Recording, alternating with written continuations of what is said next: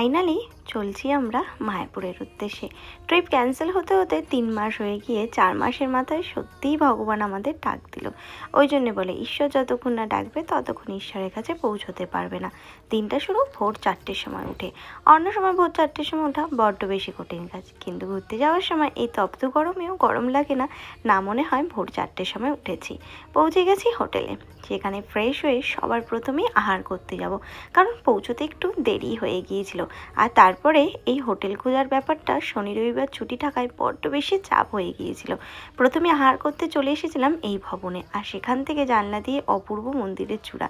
কী যে ভালো লাগছিল এই বর্ষার মেঘ আর মন্দির, আর সাথে অপূর্ব প্রসাদ, সবটা মিলিয়ে দারুণ দিন শুরু করলাম।